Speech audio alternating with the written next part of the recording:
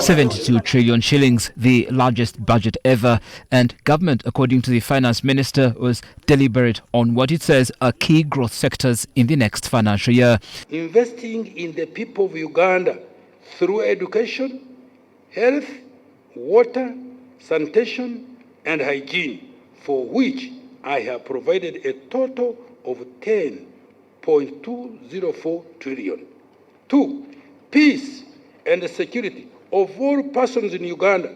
I have allotted a total of 9.107 trillion, including a 25% enhancement of salaries of all security personnel at the rank of captain and below. 3. Maintenance of roads, of all roads, construction of key strategic roads. These aspirations could, however, be undermined by the country's huge debt, now at over $24 billion, with appetite still growing. As at the end of December 2023, Uganda's total public debt stood at 93.3 trillion, equivalent to $24.69 billion. Of this amount, external debt was shillings 55.37 trillion, equivalent to $14.64 billion, while domestic debt was 38.01 trillion, equivalent to $10.5 billion. The public debt is projected at shillings 97.638 trillion.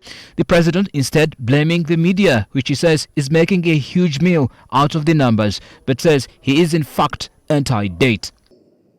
With their radios, they create panic among you people. Debt. We actually had a very low debt level until Corona. Our debt GDP ratio before Corona was 30%. Very low. But some people pushed, and we found we had reached 40%. But I don't believe in borrowing. My view is that I don't believe in this borrowing. I believe in cutting our cloth according to our coat according to our cloth. And that's what we should be doing. This is the man at the center of it all. Government projects some 45.1% will come from revenue collection.